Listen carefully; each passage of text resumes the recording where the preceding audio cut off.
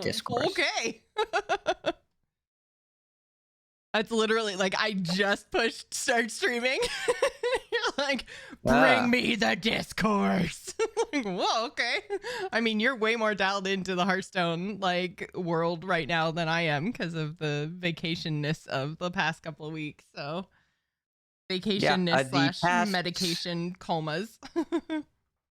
the past week has been just people being mad at card games. Like it Mm. kind of doesn't matter which one. Just like pick one, and they're probably mad. Were people mad at Snap? Because I feel like people were mad at Snap. Oh, they still are. Oh. It got slightly better last night, but it was much worse yesterday morning. But there's still general snap anger. Yeah. Are you trying to decide which color filter to use? So as soon as I make it automatic, it goes very blue. Okay, there we go. I think The that's right. Yeah. You looked like you were cosplaying the undead minions, which Uh, that's better. Okay. uh, Yeah, I don't know why auto exposure on every camera I've ever used is like pretend there's a flashlight staring at your face and mhm. capture that experience. Okay. Oh, you're talking about Snap Fling? Yeah, it was surprisingly similar to Hearthstone Rewards Track, but the downgrading article last night did help. It made a difference. That was where they put stuff from like 4 to 3 and 5 to 4, right? They're going to on the 31st, Right. yes. Okay.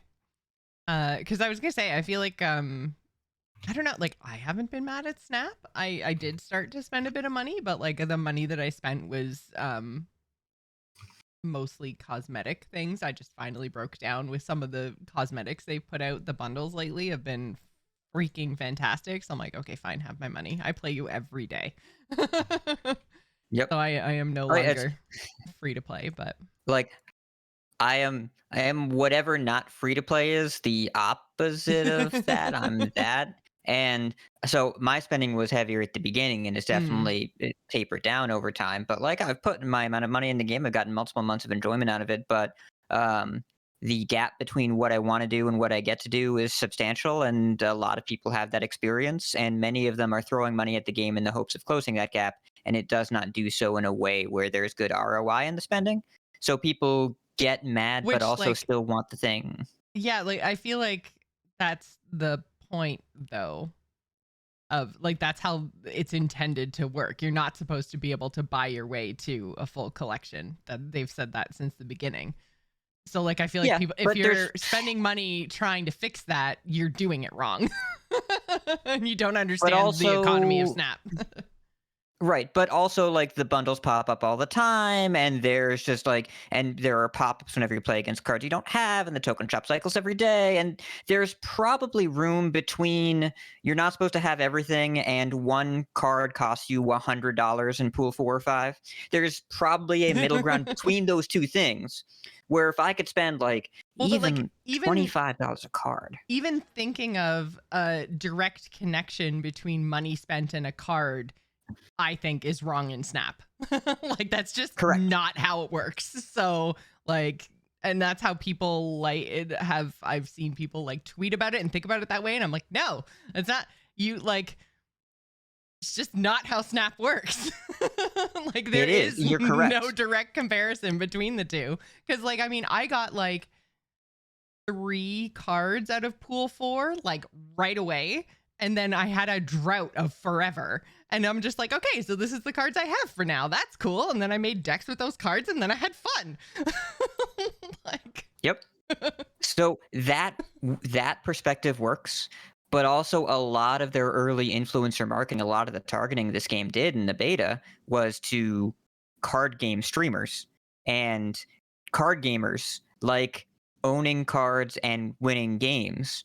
And in Snap, you don't get to decide, well, really either of those because you're not supposed to win games, you're supposed to win cubes. So like instead of building a deck list and winning games, you're supposed to play with the cards you have and make people leave before you get to do the cool thing. And so that expectation gap based on what I'm used to doing and what do I want to do that Snap is really close to but isn't there by design. it's not that on purpose. But it could be that if they made like a couple small changes and people see that tiny gap, which is actually an ocean, and they want to swim across it, and then they get tired, they're like, "This sucks," and that's It's like, kind don't of swim across the ocean then. yeah. Yeah, no, and like I get that, and I think that the like personally, my opinion, I guess, on their design, or what I kind of see as a potential flaw, is that they kind of modeled that whole idea behind, or like looking at CCGs from like the 90s, and it's like, but that had that one really important TCGs had that one really important letter, the T part. You can't trade. So like if I get Bast and you get like Shuri, whatever her name is, the double your power girl from Black Panther, if you get her and I get Bast, and I'm like, I don't want to play that, but I want to play with her, can we just swap? And you're like, yeah, I haven't opened Bast yet. That'd be amazing. Like if we could do that trade, this would all go away, which you could do with physical card games in the 90s, right? So like that's, I think, the kind of missing piece here is either like, let us trade or make it easier to get cards. One of the two, right? Which they did with the tokens, but I find like I had a ton of tokens like right away because I think they gave us a whole bunch. And then now just trying to earn tokens, I'm like, holy shit, this takes forever. It takes forever. It's supposed to be one pool 5 card a month. Yeah. Right. It's supposed to be one a month. And one really cool card, like I've had Bast pinned for 3 weeks, and now they just announced they're going to downgrade her, so I'm going to wait till they do that on the 31st. So I'm just going to wait for one card for 6 weeks. One card for 6, like Yeah, Hearthstone will have balance patched 3 times since I pinned the card. I pinned Null. Like it took me, I want to say like 5 or 6 weeks probably. That was like the first card that I pinned. I was like, oh, that sounds so cool. And I pinned it, and then I got it, and I still haven't used it. Because like I'm so far removed from whatever mindset I was in when I pinned that card. And then I'm just like, man, I probably shouldn't have done that. Yeah.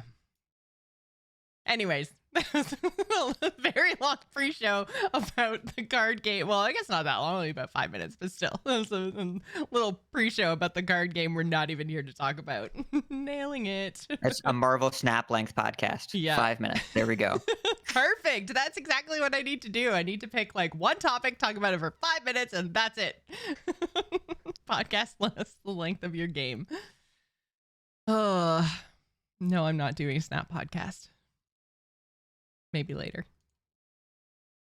Stop it. Stop it. You stop. I know what you're going through in your life. Do not add things to your plate. I know. Okay, so did you finish your bathroom, by the way? I did finish my bathroom. Almost. All you need to do is to put up the mirror, but then it's done. Like done. But I ordered a mirror, and then I went to put it up, and the frame is just way too thick. It's like too overwhelming for the for the room. It's just kind of too heavy. Because it's a very small room. It's only 4x5. So I had to order a new mirror that was different and better. Thanks for the sub, Squatch Drew. Oh my God. Oh, yeah. I just clicked on so guys, I got a new PC over Christmas. And so I just clicked on like the chat room to send a chat message, and it showed me my chat rules. And I was like, come on, Twitch. This is my chat room. I know the rules. Just made me laugh. I don't even remember what I was gonna tweet. My brain, Hat. So here's the current plan. All right. We're gonna press the record button, then we're gonna talk for a while. Okay. Then we're gonna stop when we're done, and then we're gonna put the talk on the website. And we're gonna do this every week. Are you sure? I'm not convinced I should do this every week. It's at least once a month so far. That's Oh my God. Okay. If you're ready, let's just fucking do this, because oh my God. It literally feels like my brain is leaking out my ears right now. Okay. I have pressed record. I am putting up the logo. I am gonna stop talking. Hat, are you ready with the bumper? Excellent. Then episode 494 of The Angry Chicken records in 3, 2, 1.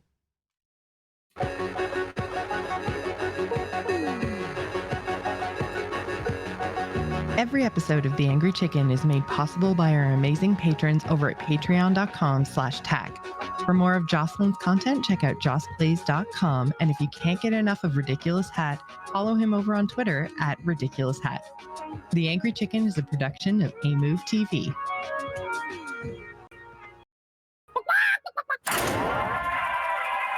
Time's up. Let's do this. You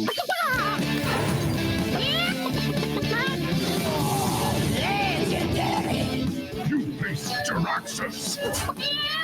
You smell like a leper gnome. I knew it. So a podcast about Hearthstone and Battlegrounds. This is The Angry Chicken.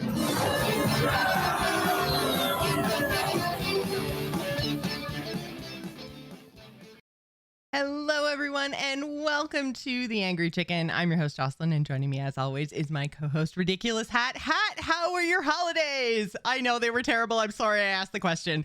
Instant regret. Hello, Jocelyn.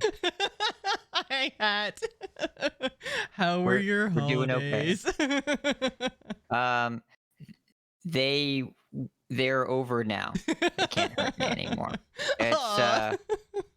It's okay. For those who don't remember, I work in the movie theater industry, and the holidays are our busiest times. Got through them. It's okay. And I am starting a little mini vacation starting today. Kind of nice. So I was planning on being productive, and instead I slept till 2 o'clock, which is like kind of productive.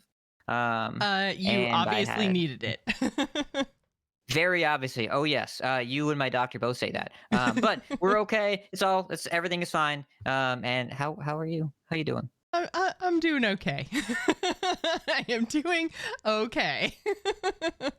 But I'm excited to be back. I'm excited to be back kind of in the Hearthstone sphere because we got a huge announcement this week, and it's very exciting, I think, for BG players. Constructed players were maybe a little upset that they didn't get any announcements. I say a little upset, and Hat's brow just like furrows. Okay, so this period is always about the same. It's very, very consistent, where when Blizzard is closed the last 2 weeks of the year. Yep. And so they ship a big patch in January, the 0.2 patch, which as long as BG's been out, that's when BG's happens. And that's been the third week of January or later for 5 years. And if it's the BG's patch, usually they do a balance window a week after that-ish, like 9 days, where they balance BGs and Constructed at the same time. Sometimes the patch is later and they fit both in. Sometimes things are a little bit different, but they very rarely have the ability to just ship Constructed balance patches first or second week of the year. They usually only do it if it's a real emergency, where they have done that with Rogue, well, the past 2 years, actually, now that I think about it. I mean, last year they had the QA strike, so they couldn't get it done till the end of the month, but the year before that they had to nerf Edwin and evolve Shaman. But it's just not something that happens all that much, where Constructed players get balancing in the first half of January, and that's what we're dealing with now. And the format at certain ranks in particular is pretty narrow, not the most fun it could be, getting stale pretty quickly. It's a different experience based on where you are in ladder, but it's a little stale. We know changes are coming. We don't have them yet, which is the typical environment where people start getting a little cranky. And I played a bunch today. The place where I feel the meta is the most constrained is top 1000-ish, which is where I am right now. And I faced rogues and demon hunters, and that's what you do in top 1K, is you face rogues and demon hunters, except for those times when you face demon hunters and they're actually rogues. So, sometimes it's both. So that gets a little old. It's getting a little old right now, but we will probably get a Constructed balance patch in 2 weeks or so. That's roughly what I'm guessing. It's not really the longest amount of time in the world. We will get the BG's patch next week on Tuesday the 17th. And I am looking forward to playing a bunch of it because it looks cool. And without quests, it'll feel pretty different. Yeah, absolutely. And we're going to talk about that in a second. But before we do, did you want to take a little bit of a dive into the state of the constructed meta other than just demon hunters and rogues? Before we do that, I wanted to thank our patrons, our epic patrons over at patreon.com/TAC. See, we're supported by our epic patrons, and you can become a TAC patron by going over to that website, patreon.com/TAC. Gives you access to the Discord server and other cool perks. So we want to give a big shout out to Benedict P, to, I'm reading this full name, to S. Carney About to Go Goblin Mode. I'm guessing you know who that is. I don't actually. That's the username they use to subscribe on Patreon. So Spoiler alert, my name doesn't start with S, so I don't know if this is some sort of like reference I'm not going or not getting, or I don't know, but I don't know who this is. Okay. Well, listen, I'm a big supporter of Goblin Mode right now, so whoever you are, big fan. Reb C, thanks for the support, and Adam D. Bowditch, thank you so much for increasing your pledge. Now we can talk about Constructed, because we got the most important thing out of the way, and I'm happy to do that. Do we have a bumper for this? For news? We should. Oh, is this news? I guess news. Okay. Sure, okay. Good news, everyone! Oh, no, indeed. It's been a long break, clearly. We'll fix it in post. It's fine. It's fine. Oh my god, I didn't even put up the right the right screen. Oh man, guys, it's gonna be a show. We are functional adults. We're functional adults, and nobody can prove otherwise. Oh man. Okay, so let's talk a little bit about what the constructed meta looks like right now, because as you said, up at the top 1000 legend. So I'll just click that button that's like 5 layers above where I normally click. And yes, there we go. Miracle Rogue, Spell Demon Hunter, Quest Demon Hunter, and Quest Spell Demon Hunter, just for that little spice of variety there. So you're saying basically top 1000 legend is just this. Yeah, and if you look at the popularity tab, you'll see that it's hard to tell because HSR doesn't do a top 1K filter. Right. But just you see a lot of tweets from people playing at those ranks, and it's just all the same stuff all the time. Now, there's started to be some Thief Rogue trickling in there, but that doesn't necessarily add a ton of value to that experience because it's just a different rogue deck that doesn't start as a rogue. And if you look at the top 1000 or the legend last 7 days and you sort in the popularity tab, you'll see 21% Miracle Rogues, 14.7% Thief Rogues, 11.8% Quest Spell Demon Hunters. And if you go in the top 1000 last 7 days range, there are 5 decks above a 50% win rate. Rogue, Demon Hunter, Regular Hunter, Control Paladin, which is designed to beat the top 2 decks. And that's kind of it. So it's not like deeply unfixably unhealthy, but if you play before the change, it's going to get a little stale in that environment. If you look different spots on the ladder, it's definitely a different experience. Though I will say that Hunter is really, really strong elsewhere right now. The thing that is largely holding Hunter down is interest, which is, it's okay for a deck to be a little bit less popular just because people don't find it as compelling. I personally think the current build of Shockspitter Hunter is pretty interesting to play, and it's 16% of ladder at Diamond 1, probably about 10% overall. Not overwhelming numbers, but it's a lot. It will keep growing with popularity until they change it, so I expect this to get changed too. But I would say if you're playing at Diamond 3 Legend, you probably have a pretty different view of the meta than people that play in top 1K, but that's a lot of content creators, streamers, and their displeasure is pretty well known at this point. Mm-hmm. Yeah, so we've got if we just look at popularity at Diamond, then Hunter is on top, but then quickly followed by a lot of the stuff that you're seeing at Legend 2, which are the Rogues and the Demon Hunters. So there's a little bit of Mage, a little bit of DK, some Druid. People are trying to have some fun in Diamond, but us Diamond players are not as hardcore as you people in your top 1000 Legend niche. These experiences aren't like hard limits of until you hit top 1K, you will never see a Miracle Rogue. Like it's not that experience, just relative populations. High Legend players love doing tricksy things and spell things and kill you from hand things, and so that's disproportionately represented there. But there are a lot of really fun and interesting decks that are almost good enough. And so I don't think they'll have to work that hard in a balance patch to get the rest of the stuff unlocked and onto ladder. Just right now, there are some different constraining factors based on where you are. Format's a hair too fast. So we know they're going to change things because Aleko told us. He did. Yeah. So there are changes coming to standard later on in the month of January, and they're going to be spicy and aimed at slowing the game down. So because so it's kind of interesting because so Shockspitter Hunter has already been hit once, right? So like they're still basically doing the same thing, and it's still too much too fast. We've also I'm trying to think of like other things that are on this list for Diamond through Legend, like Curse Imp Warlock, like that's nothing new.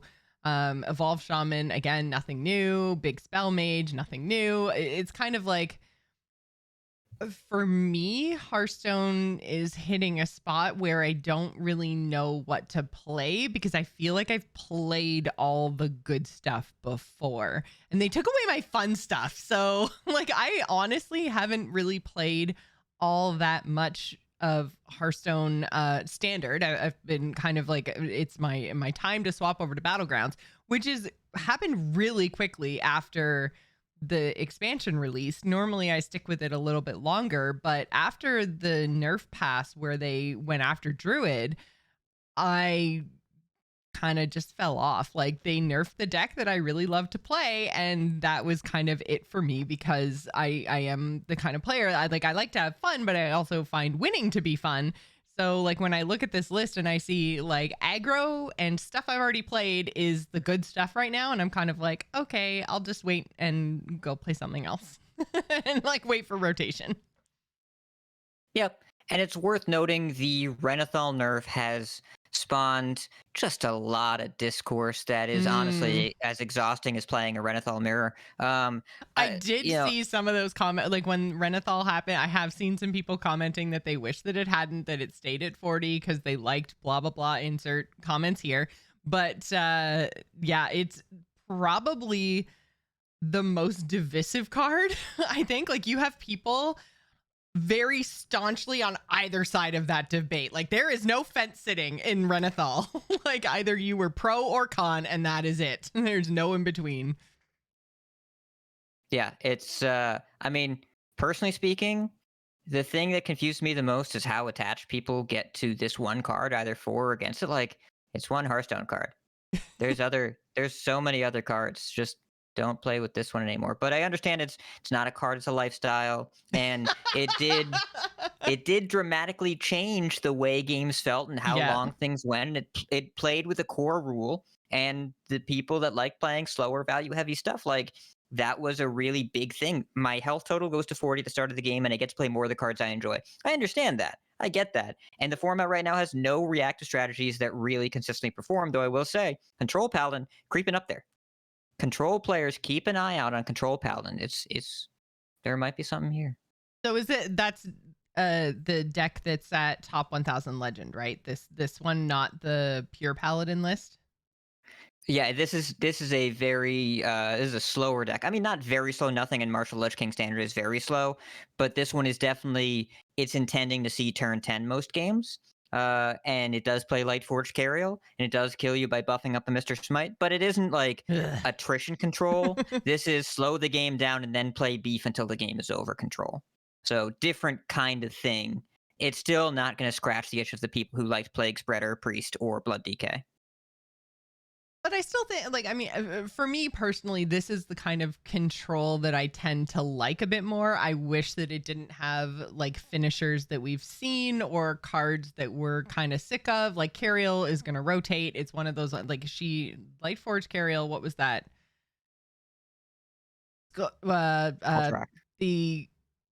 Oh, was it Alterac? Yeah, I guess that's when they all got their hero cards. It feels like and it's probably because those mercenary characters were around for the entire year that I feel like Cariel's been there so long. But I feel like she's been in the game more than a year. It feels like she's been in since Barons.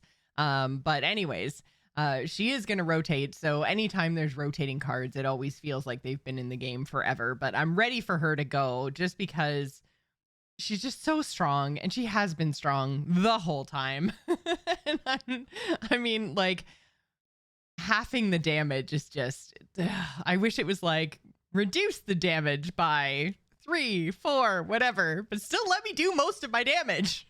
But anyways, obviously it's not going to get changed. It's going to get rotated. Well, she did get nerfed because they printed Astalor. And this is the other card that... Can you click that cards tab for me and sort by popularity? So can you just do that? Yeah. Let's click the cards tab. It's last 7 days. Sort by popularity. Yeah. Astalor is in... I saw a screenshot of this. Yeah. He's in 70% of decks. 70%. 70.8, so almost 71. Almost, yes. So there's been a lot of snark around nerfing cards because they're popular. But at a certain point, please do that.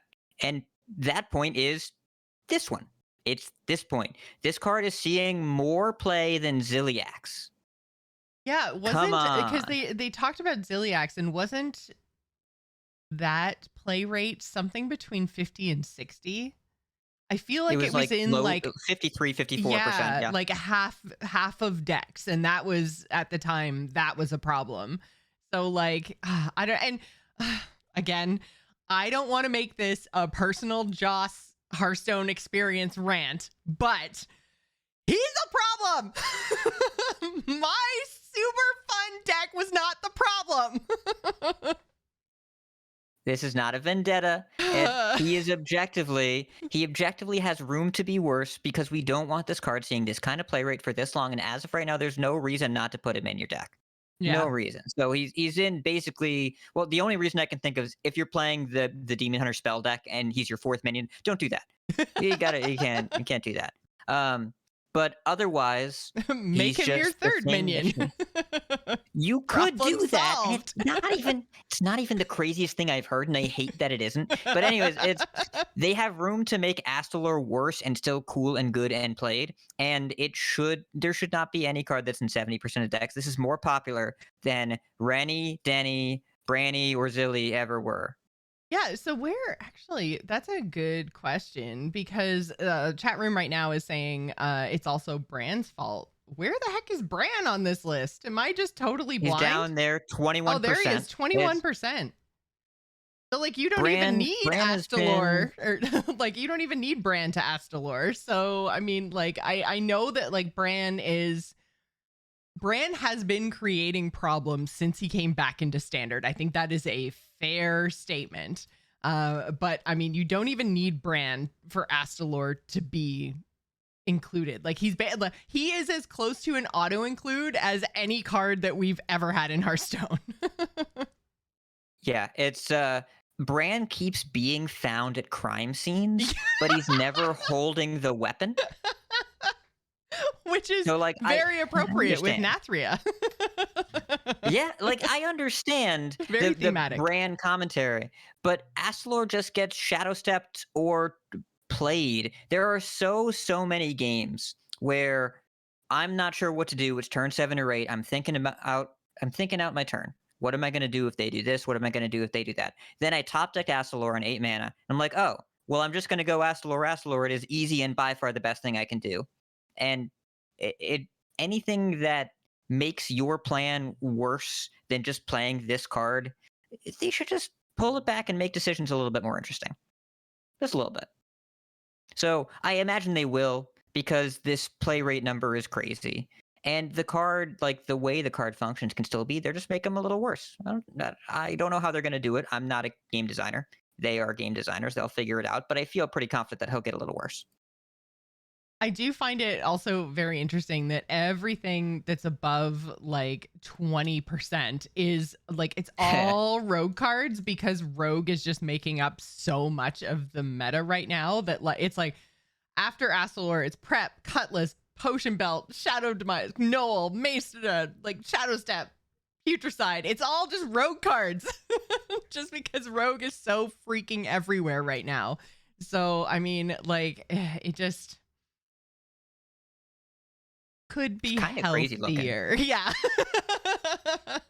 Like if you look at Legend last 7 days, Legend specifically, Astalor, Rogue, Rogue, Rogue, Rogue, Rogue, Rogue, Rogue, Rogue, Rogue, Rogue, Rogue, Rogue, Rogue, Rogue, Rogue, Rogue, Rogue, Brand, Krakatoa, Fury. There we go. Yeah. Seems not great. Yeah. So if you look at Diamond through Legend, it's a bit healthier. There's an Iron Deep Trog in there, a School Teacher, even a Renathal. There's some Hunter cards. There's Astalor. See, we just had to go to my place, Diamond through Legend, and then we get Astalor slightly lower and Bran next in line. Then all the rogue cards. But there's a Trog. Makes it onto the list at like number 13, 14. The experience is definitely different at different spots, and so discourse is really hard right now. And there are a lot of people that will see different things on streams than they experience on the ladder. But I don't think there is any particular point in the ladder where you can say things are perfect there, nor do I think there's any indication that things are deeply fundamentally flawed and can't be fixed. We're just in the middle right now. We're waiting for the next thing to happen because we know the next thing is coming. Format's pretty fast right now, and we're just waiting. Just going to see what happens. And in the meantime, we're probably going to play some BGs next week. Yes. So we got a huge BGs announcement, and this is Battlegrounds Season 3. So we had the bundle that was, I guess that came out before Christmas, right? The Season 3, not Tavern Pass, Battlegrounds. The pre-order, right? Pre-order track thing. Yeah.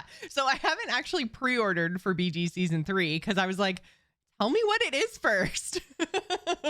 And they also turned off the pre-order. They turned it off. Oh, it's gone now? Damn it. It was really strange where it appeared with no announcement. And it's like, okay, this is cool. And then it stopped being there after a little while with also no announcement. So I didn't buy it. It could have been a fever dream. I can't prove that it actually happened. There's no proof, yeah. Which, I mean, I'm kind of sad because that had the Nomi bartender in it, which I did kind of want, and I guess maybe I should have just bought it. But I was waiting for the announcement and trying to figure out when exactly this was all going to happen, like when the seasons were going to flip over. Silly me, waiting for them to give me more information before I gave them my dollars. And I guess now I can't get Nomi, and that's too bad. Well, you can't the post pre-order, the order, you can just buy it when it comes out, just not right now. Oh, so there's that bundle is still going to exist? It was a pre-order for the Tavern Pass. It's just the Tavern Pass. Oh, okay. I'm so confused. It's the thing you saw, the Battlegrounds Premium Tavern Pass, the thing that gives you the hero choices and all that. Nomi is in that, I think. Oh, is he? Oh, so if you just bought it in that weird Christmassy window, then you got him without having to finish the Tavern Pass? You got him like ahead of time? No, you just got to preload the Tavern Pass onto your account. Yes, but it didn't do anything. Chef Nomi. Okay, anyways, that was the I haven't bought the bundle thing yet. There's no more pre-order. But the new Battleground season, the announcement did happen. It is coming January 17th, so a week or I guess next Tuesday. They're a big announcement with this new season. So first and foremost, quests gone. This quests were a season 2 thing. We're not going to have them in season 3.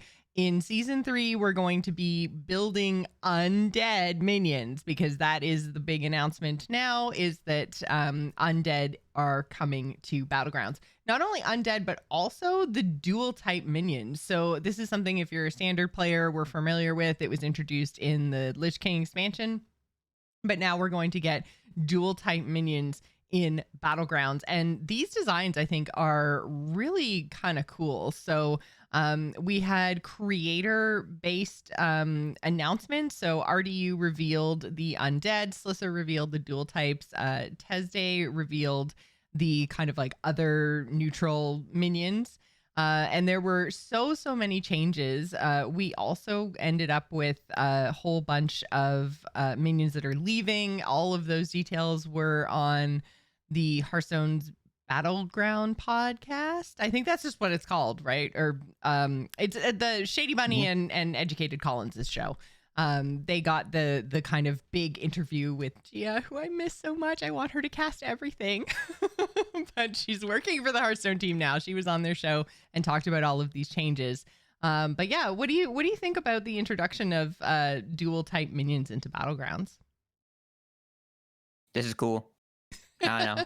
It's Nailed it. rad. Like you're gonna see these if either of these tribes get rolled. The interesting thing about undead is that if you count, undead is tribe number 10. Yes.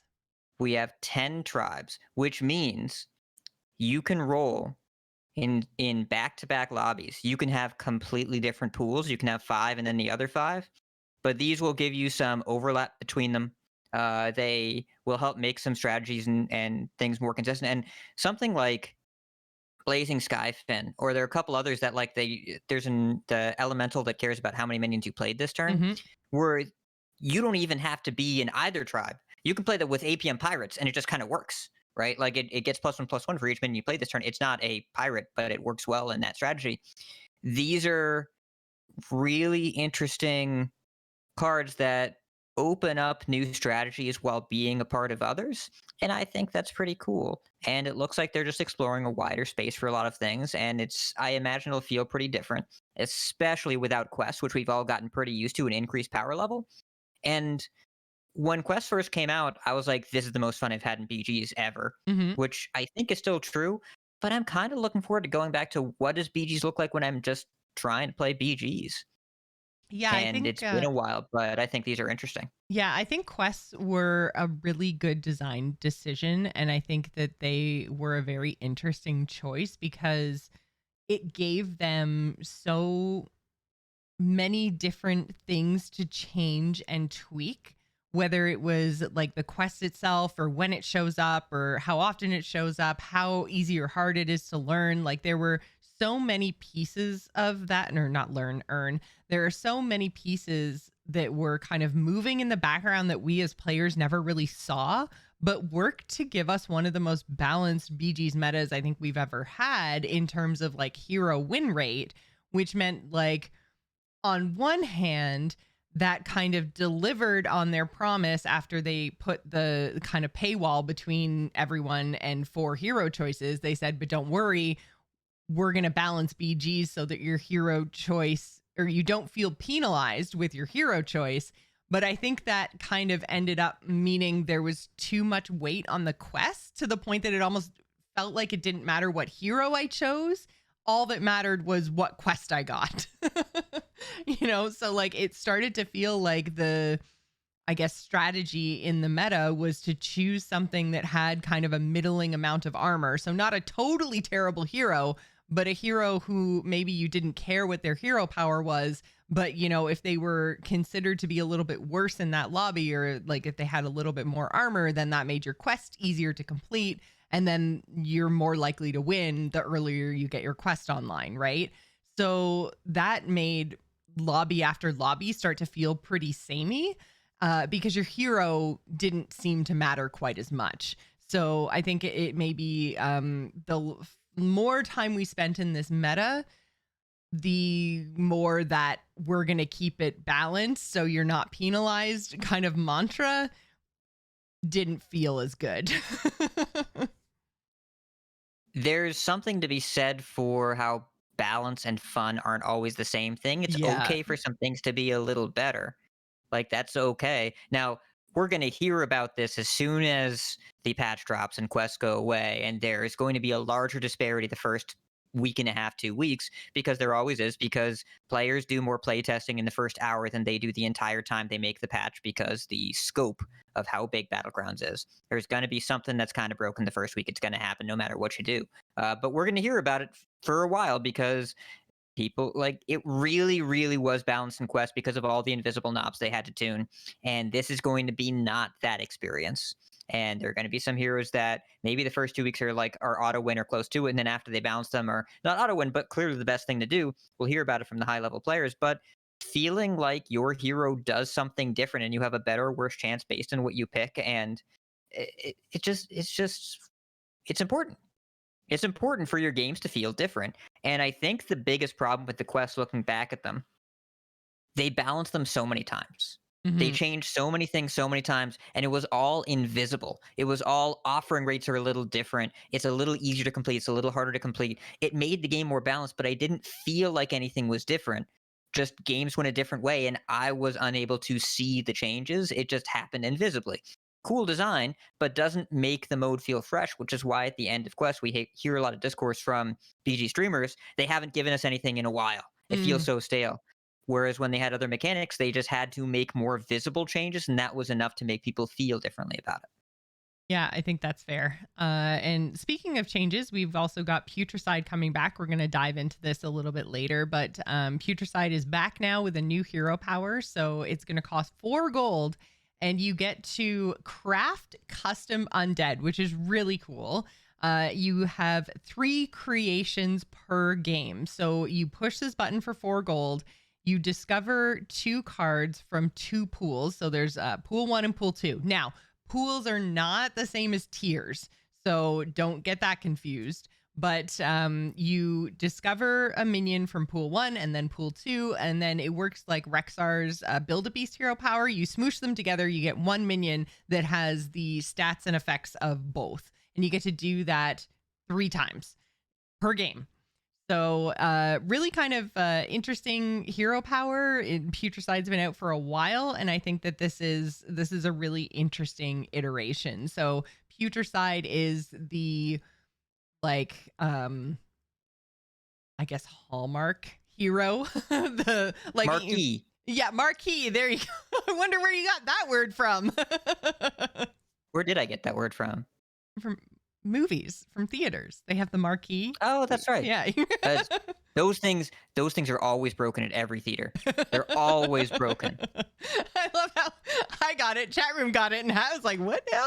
I understand you don't want to think about work, so it's just out of your brain now. It's vacation mode. It's out of my brain. It's into my heart. It's internalized. I can't stop it. I knew it without knowing it. Thank you for calling it out. But anyways, yes. But yeah, so.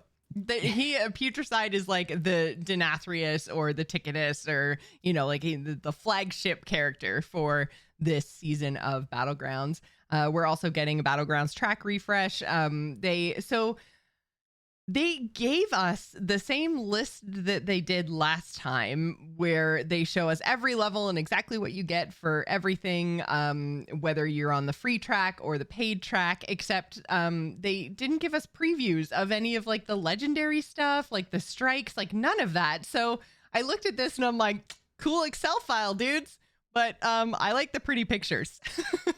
So I was a little bit disappointed. Like, they gave us information, but I feel like they gave us nothing. I don't know. It's a bunch of cosmetics, right? Like, yeah. when you look at the standards rewards track, you see a bunch of things that I can spend or play with. And here it is a bunch of things that are visual and audio. So we'll see it in the game. But you're either going to buy it because you like a bunch of cosmetics, you're going to buy it because you want the hero choices, or you're not going to buy it. So I'm not surprised they didn't just show us a bunch of things here. It's going to be fun to experience these in the game.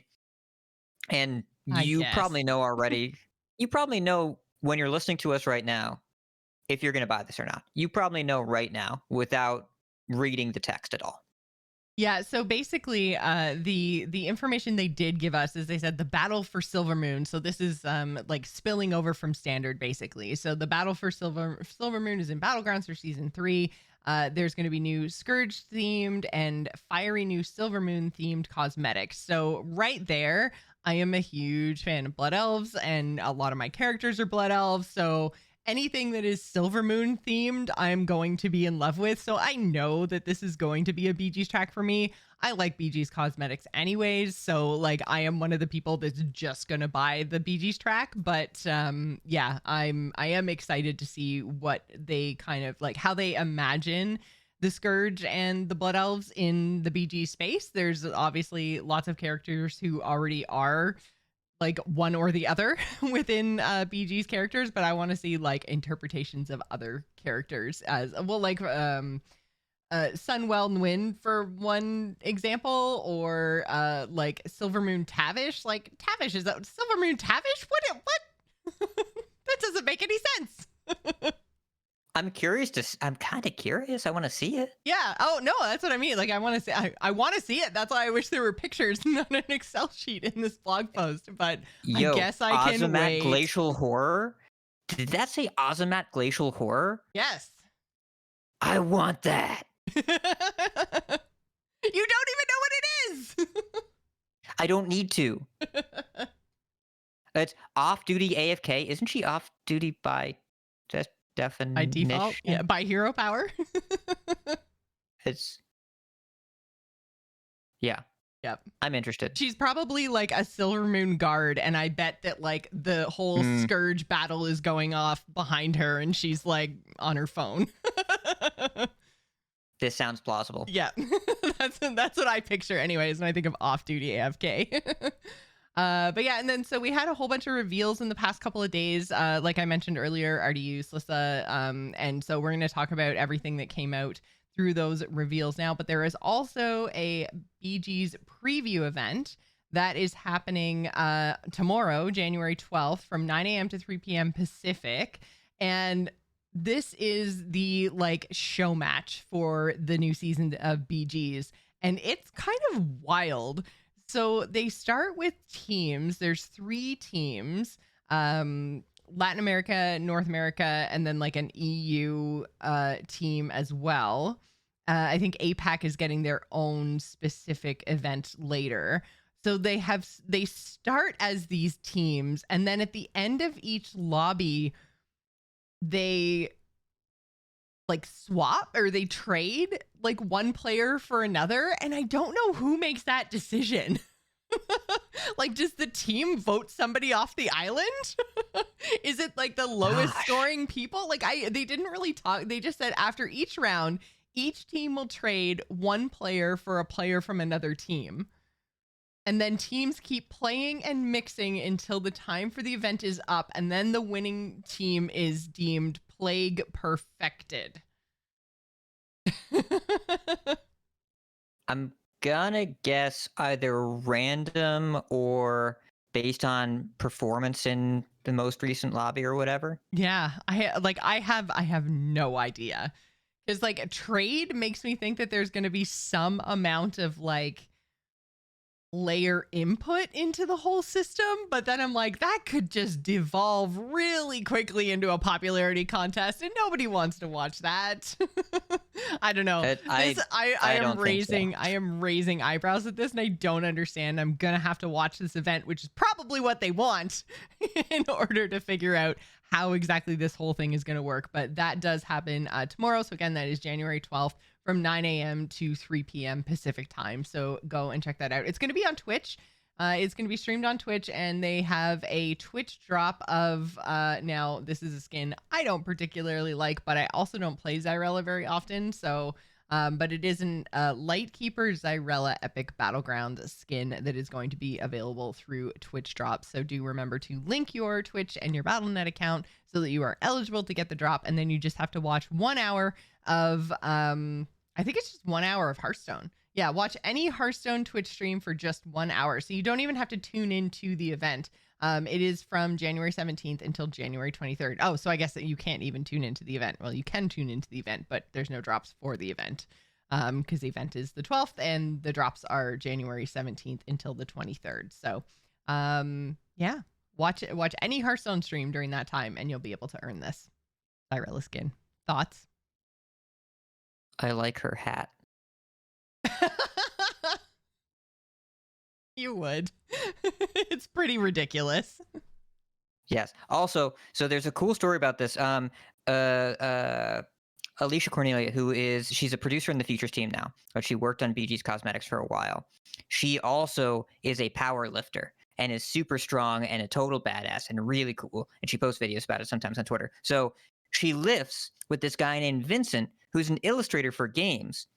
And she gave him her card 4 months ago, and he did this. Okay. So they met at the gym, and now there's a Zyrella skin. I think that's cool. I think that's fun. That is fun. So yeah, we're going to dive into a little bit more of the details on the new BG's patch, because like I said, there were a lot of reveals in the last couple of days. So RDU revealed all of the undead minions. Now we're not going to go through these minion by minion because that would be way too long and not interesting. So I kind of like group them into what I think are kind of interesting. Almost, I basically took the standard package idea and applied it to Battlegrounds. So there's this really cool Eternal Night card or minion. So it is a tier 2 minion. It's a 4/1 undead, and it has +1/+1 for each friendly Eternal Night that has died this game. And then there's another one called the Eternal Summoner, which is a tier 6 minion, 8/1 with a death rattle, summon 2 Eternal Knights. So there's some kind of cool synergy there. And so this just gets bigger. And it also says, it does also say wherever this is, which means like it doesn't matter if your Eternal Knight is in your hand or the shop or whatever. It just keeps growing depending on how many Eternal Knights have died, which is pretty cool. Pogo Haunter? Ah, there you go. Man, I forgot Pogos. Pogos used to be so fun. So this will be fun too. It's Yes. like it's. I think this will be enjoyable. Another I one imagine it will be very popular. Yeah, I think so too. Because that's the thing that like so many people tried to make Pogos work before Pogos actually got ridiculous. And I feel like this is going to be one of those scenarios that like everyone's going to try to make it work and everyone's going to play it, whether it actually works or not. So this is like this season's, because leapers, I feel like were kind of like that too, before people really kind of figured out how to make them go. Everyone was just trying leapers and forcing leapers, even when leapers were terrible. So yeah, I think that's definitely the kind of design space that the Eternal Night package fits in. I also wanted to mention Lich Doctor, which is a tier 3. Good pun.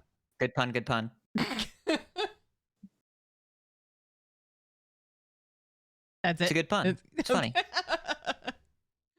So Lich Doctor is a tier 3, 3/2 undead taunt minion. At the start of your turn, give your minions that died last combat +1/+1. So this is basically like Sylvanas' hero power on a stick. Like a little bit less powerful because she's +1/+2, right? And he's +1/+1, so like a little bit less powerful. But this is a thing that just happens. You don't have to push your button every turn, and it just buffs your stuff. So I think this is again kind of an interesting way to bring some power to Battlegrounds. And it's also a permanent effect, right? Because it's at the start of your turn, not the start of is it the start of your turn, start of combat, or start of your turn when you get back? No, it can't be start of combat because it's what died last combat. This is I'm so when you confused. get back to the shop phase. When you get back to the shop. When you okay. get back to the shop. Yeah. Yeah. So then permanent buffs.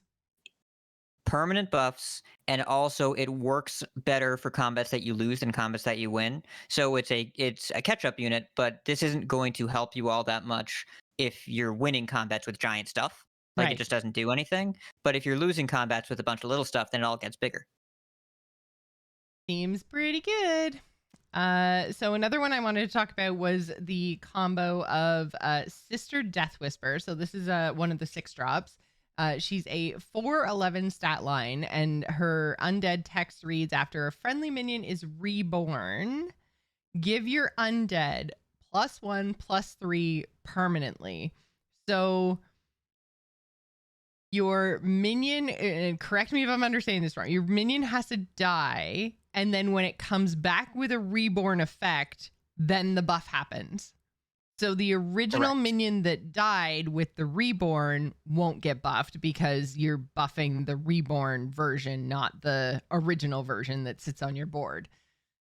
No idea how that works. Okay. Well, it's because it is the same minion the second time, but the base glowing blue copy didn't get buffed. Yeah. But it is an undead, and it is going to get a permanent. I have no idea. I'm not going to try and guess. Yeah. Your logic makes sense to me, but it's entirely possible that it's viewed as like the second half. It's related to the first half. Like I don't know. Yeah. And then that kind of goes along pretty well with the Soul Splitter, which is a tier 4 minion, 4/2 undead with reborn itself, and then has additional text that says at the start of combat, give a friendly undead reborn. So it has reborn itself, so it's going to synergize with Sister Death Whisper, and then it also will give reborn to something else, which means when that thing dies, it's also going to buff your undeads +1/+3 through Sister. So there's a little bit of kind of synergy there. And there's a lot of reborn undead minions just in general coming into Battlegrounds. Not to mention, she's going to work with some of the like dual minions that we're going to talk about in a little bit, because if like it doesn't have to be undead minions that are reborn, though a lot of them have reborn. But if you think about the beast tribe as well, or beast minion type, they also have the ability with the snake to give any beast reborn. And that like, it doesn't have to be inherent card text. It can be reborn that's granted as well, which I think is really interesting. So she will obviously work best with undead because she buffs undead, but you can, take advantage / trigger the effect using undead or reborn beasts as well. So there's a little bit of kind of flexibility there that I think is interesting. And the Lich King hero power seems pretty strong here. Well, yeah. Seems pretty good. And also, very importantly, if you have Soul Splitter and Death Whisper, you can play Soul Sister. Hey, Soul Sister, the song. You can. It's there. Tisk, it's thematic. Tisk, tisk. And then, so also I wanted to point out Anub. Where did he go? Anub, where are you? Why can I not find him? Left. Oh, down bottom left. Okay, there we go. It's because I was looking for a Nubarak and I forgot that he had Nerubian King on it too. So I was looking for this like teeny tiny name, not this like big, huge, long thing. But yeah, so Nubarak is coming into Battlegrounds, and did you say big, huge, long thing? I did. So Anubarak, the Nerubian King, is coming to Battlegrounds. It's a 5-star minion, 5/3 undead with a death rattle. Your undead have +2 attack for the rest of the game wherever they are. And then also that kind of goes really well with the Nerubian Death Swarmer, which is only a 2-star minion, 1/3 undead, battle cry, give your undead +1 attack for the rest of the game. So kind of the Nerubian theming in there being that you just kind of get this buff to your undead minions throughout the entire game, whether this remains on your board or not, which I think is really kind of an interesting idea. And there was another one, and actually I think this might have been one of my dual types, so I'm going to not talk about it right now. But there's another one that we're going to talk about, kind of permanent buffing, which is really interesting. Yeah, it seems kind of smart that they're not having these minions gain health buffs too, because that would be confusing about how they work with Reborn. Like, do they come back with 1 health or the extra health or whatever? But also, you don't really want these things being that hard to kill, because first you want them to die so the text happens. Second of all, that would probably be broken as hell. So instead, it's all about attack buffs and Reborn. And like when you look at a tier 6 like Colossus of the Sun, it is a pretty simple unit. 6-star, 6/6 undead divine shield reborn. But you think about that thing having +10 attack, then all of a sudden you're hitting for 64 total, and 2 of that is divine shield. Like he's gonna be big. Mm-hmm. Yep, absolutely. So I think that there are some really interesting synergies within this new undead tribe. And also, you wanted to talk about Jelly Belly? Click it. Oh, there we go. Look at the belly. Look at it. I love that he's got his belly in his hands. He's so big. It's filled with jelly. Yeah. It's filled with jelly. And Jelly Belly is the name of a popular jelly bean here in the United States. I don't know. This tickles me. I'm tickled. So in case you're wondering the Battlegrounds implications, it's tier 3 minion, 3/5 undead. After a friendly minion is reborn, game +3/+3. So kind of similar, could potentially be considered to be in that whole Soul Splitter, Sister, Death Whisper kind of package where you want reborn stuff to die because then something cool happens to Jelly Belly. Jelly Belly gets bigger and grows as things around, as reborn minions come back, then he's gonna get buffed. So yeah, there's kind of a cool kind of twist on minions, like undead.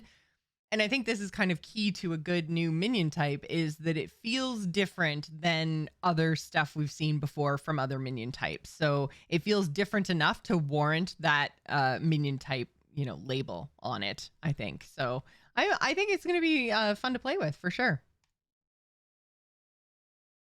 I don't want to talk about, there we go. I want to talk about dual minions before we talk about a little bit more in depth on future side. So Slissa did the dual type reveal. And first I want to talk about, obviously, Mecha Jiraxis. So Mecha Jiraxis is a 6-star minion, a 315 because it's Jiraxis. So of course, this has to be the stat line. I'm so happy they did this. Yeah. I'm so happy they did this. It was literally required. So this is a mech demon minion. Battlecry, add a random mecha demon to your hand. But Joss, what's a mecha demon? I don't understand. Well, there are 3. There is Balthrak, which is they're all they can all magnetize to mechs and demons. So their stats and effects will attach to either a mech or a demon, your choice, which is kind of wild. So Balthrak has Reborn, Magtheridon Prime has Taunt, and then Rusted Reggie has Wind Fury. And then they all have different stat lines. So Balthrak is a 10-1, Magtheridon Prime is a 110, and then Rusted Reggie is a 5-5. So 11 stats on 2 of them, 10 stats on the other. Poor Reggie.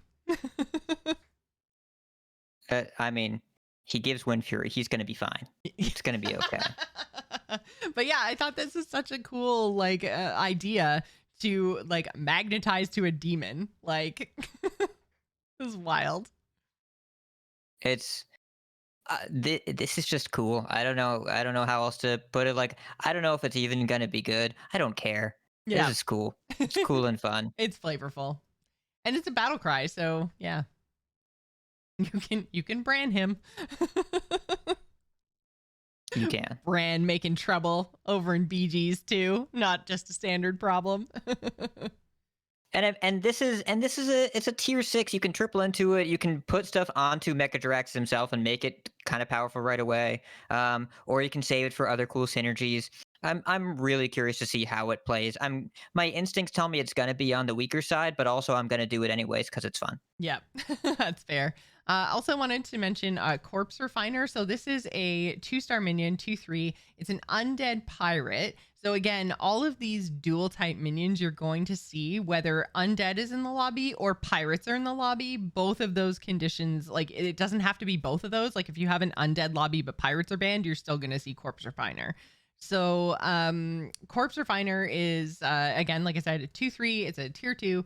Avenge 4, this minion sells for 1 more gold.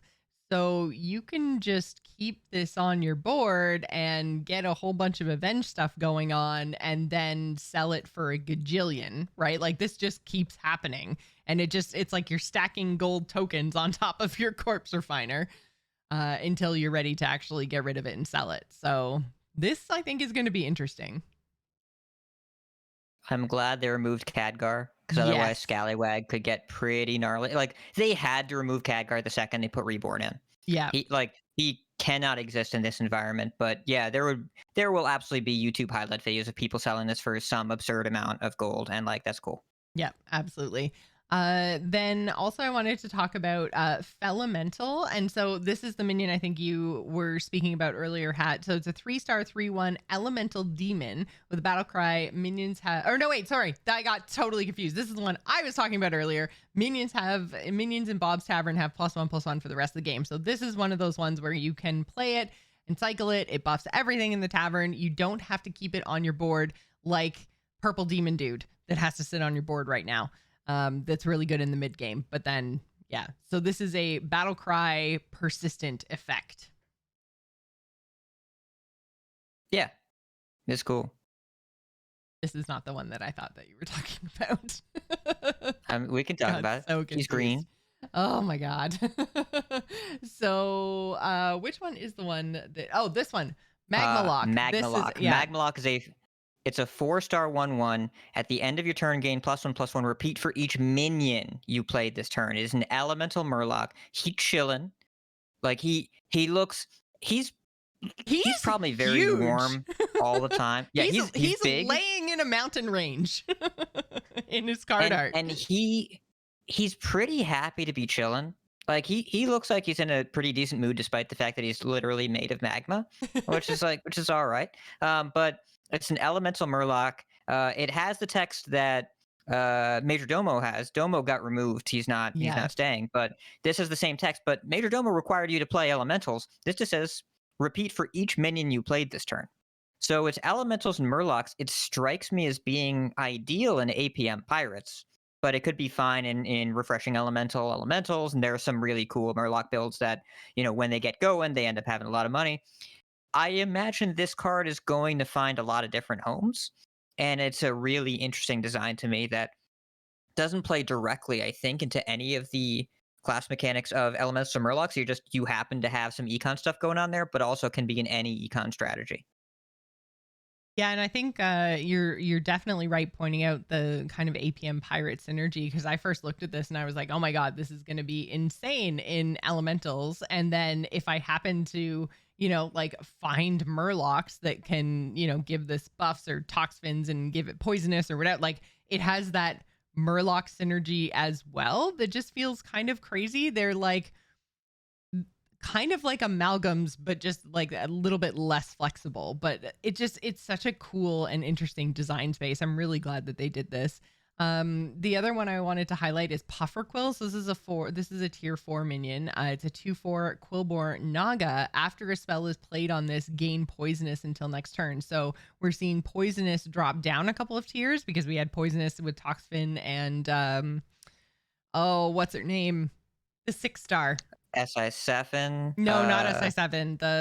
The one that adapts at the start. Mantid Queen. Mantid Queen. Thank you. So yeah, that stuff was all up at tier 6. So now we're getting more poison earlier in the game again.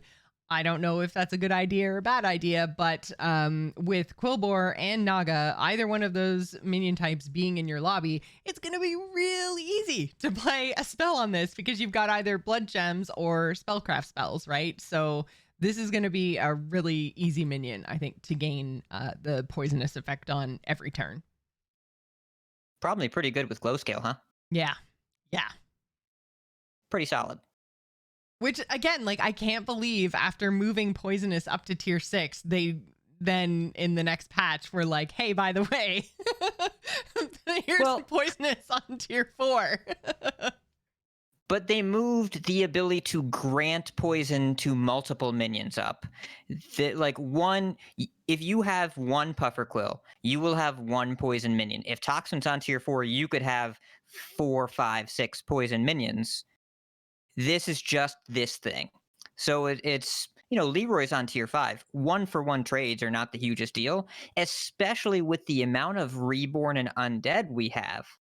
I don't know if poison gonna hit the same in undead land because you kill it and it comes back. Yeah, that's fair. So then the last one that I wanted to mention is Sin Runner Blanchy, and this is a 5-star 4/4 undead beast with reborn. And so this is like kind of one of the things that drew my eye towards that synergy with Sister. and potentially working well with beasts is because Blanchy has reborn, and when it gets reborn, it is reborn with full health and enchantments, which is bonkers. You basically just get a whole new buffed up Blanchy as soon as the first one dies. Like, the whole point of reborn is it's supposed to have 1 health and be easy to get rid of again. But no, Blanchy's going to come back with everything, which is a wild design to me. It breaks all of the rules of its keyword. But rule breaking can be fun sometimes. It and can be fun. This isn't Murloc. Very important. It's not a Murloc. Can't get poison. Not a mech. Can't get Divine Shield easily. You can spellcraft stuff onto it, and spellcraft's going to be pretty decent here if you get some Nagas. And I was about to say, well, what if you have the quest? Oh wait, you probably won't have the quest with this. So as Enhanso Mechano, maybe you get the spare part that grants something. I don't know, but you have to work pretty hard to get keywords onto this. So if it's just stats twice, like whatever. It's cool and fun, but I would be surprised if it was format breaking. But there are ways to make this a powerful thing that you get to do twice. Like, I want to do that. Yeah. I would like to try and do that. But this isn't something that I think it will probably read stronger than it plays, which is also where you want to be. You want people to be excited about things, and they do it, and it's cool, but it doesn't break things. Absolutely. So we've kind of talked about / talked around things that are leaving, and so the important ones that I think we want to mention are Khadgar, which we already talked about. So Khadgar's gone.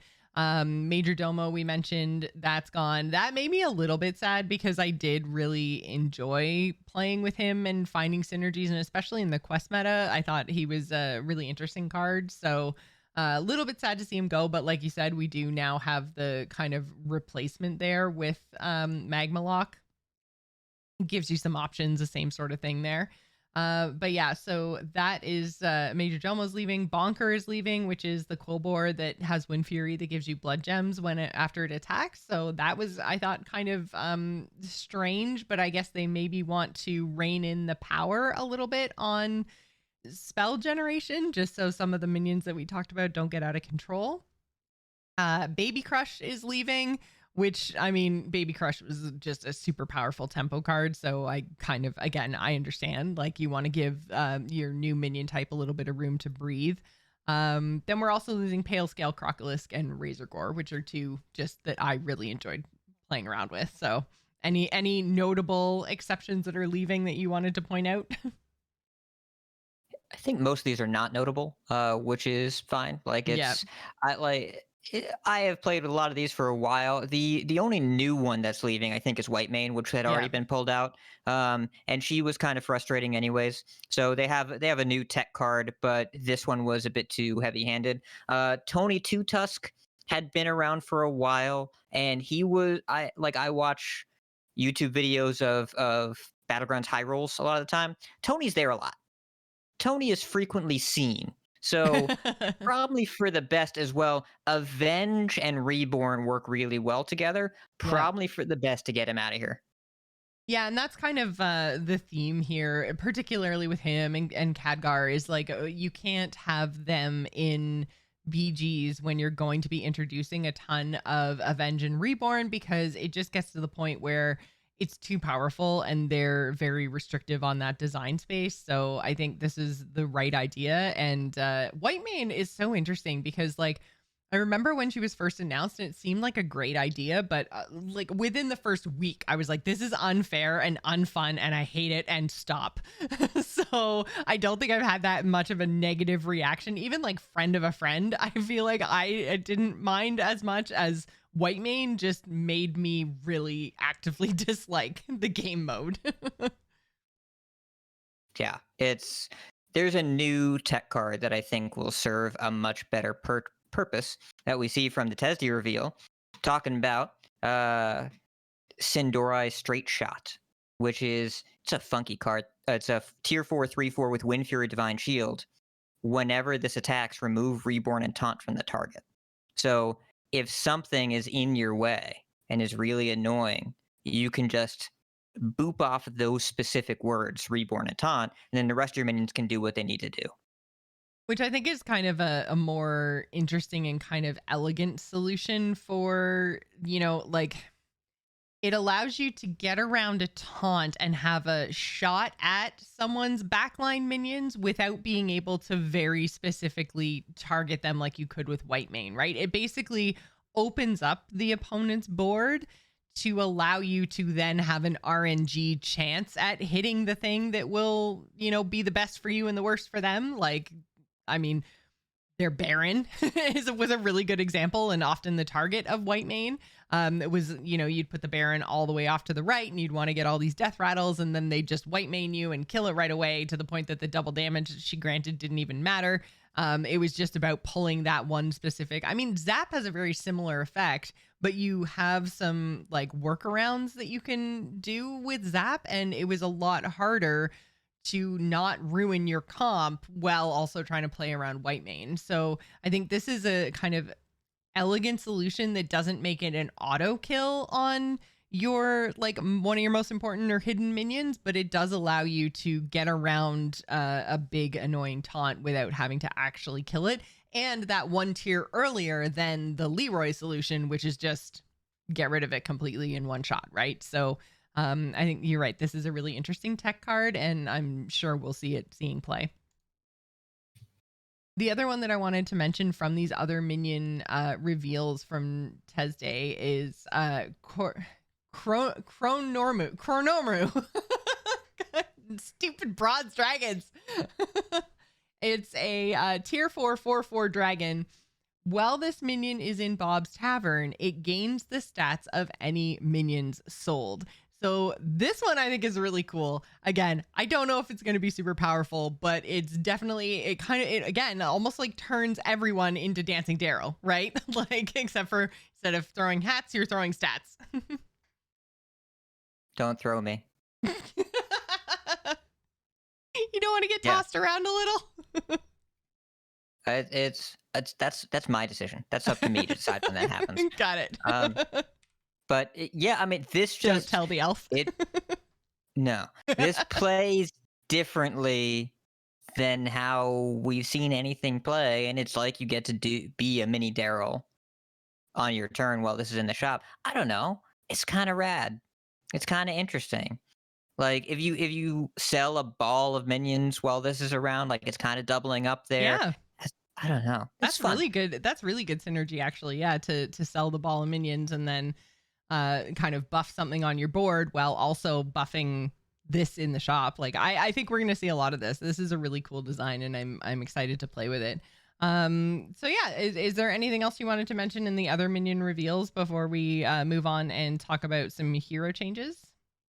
I think Titus Rivendare is pretty important. Right. That is a good call. I need to find him. Where are you? Oh, right there. Come on, Josh. So honestly, brain leaking out of ears tonight. So there are a couple things that were problematic with Baron Rivendare. He just got updated to Undead in Hearthstone, in Constructed Hearthstone. And so that meant they would have to upgrade him to Undead here, which would have given Rivendare a lot more synergies than he was supposed to have. Like, for example, giving him Reborn. We don't want that. No. So they replaced him with Titus Rivendare, who I assume is related. I don't know how, but this one's alive. He's not undead. And also, he doesn't say your death rattles trigger twice. He says your death rattles trigger an extra time. Very important difference, because this is +1 death rattle. You can keep on going. You can keep on adding. Yeah, exactly. So previously, if you had like 2 normal versions of Baron, they didn't stack, right? Like using that board space for Baron was only good if your first Baron died. Then you had like a backup, but it didn't actually stack. This effect will stack. So if you have 1 copy of this, then your death rattles will trigger twice. If you have 2 copies, your death rattles will trigger 3 times, which is the way that minions in Battlegrounds kind of should work. Like Baron was always an outlier because he was like a holdover from Constructed. So he was never designed to work in a Battlegrounds environment. But generally, if you have 2 copies of the same minion on your board, you get their effects doubled, right? You get the effect twice. And Baron just never worked like that. He wasn't coded like that. So this is now basically Baron coded for Battlegrounds and is going to work the way you would expect. You can also then have a golden copy of Titus and a regular copy of Titus, and then you're going to get Death Rattles triggering 4 times because you get 3 off the golden and then an extra 1 off the plain copy. So it's going to basically work the way you would think a BG's minion should work.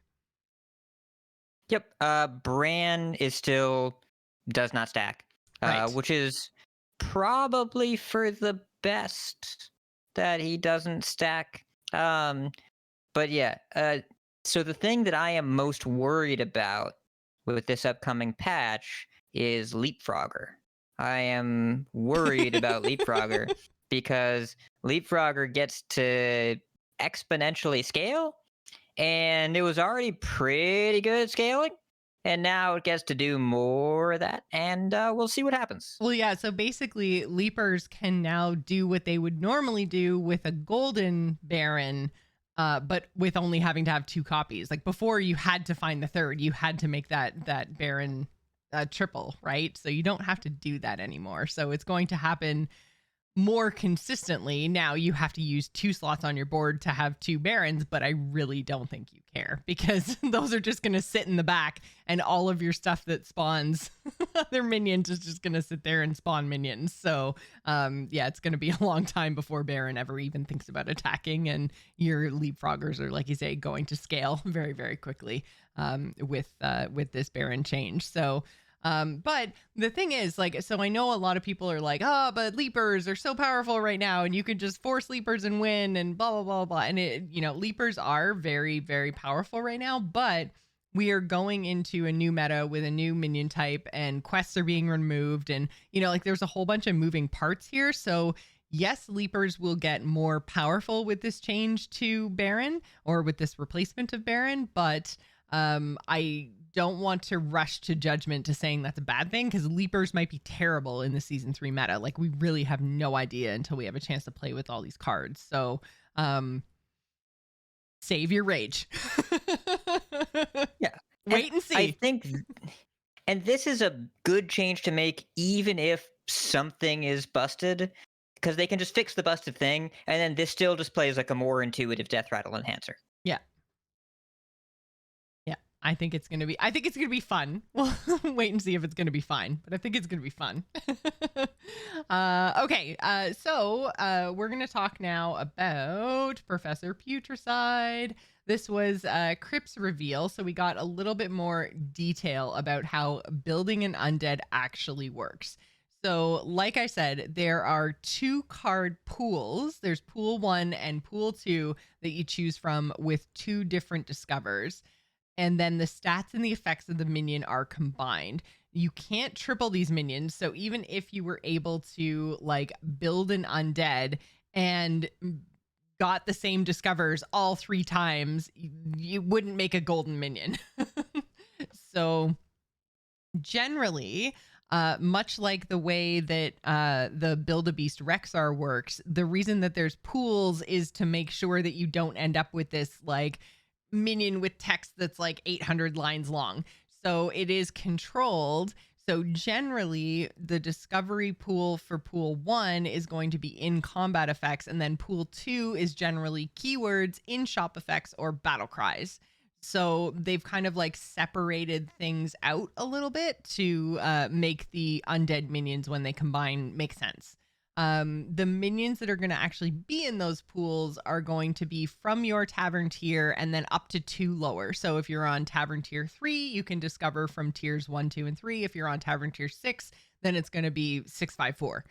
But you won't get those tier 1 through 3 minions at all offered to you. So there's a little bit of like power scaling there that if you decide to wait until later on in the game to actually push your button, you're going to get a more powerful minion as a reward. In theory. And the minions that are inside Putricide are funky, Most of them aren't BG's minions. There are, I think, 4 that are in BG's, but there are 27 minions total inside Putricide that are from Standard, from Constructed, that have been given, tavern Permission tiers or whatever. to enter. Yeah.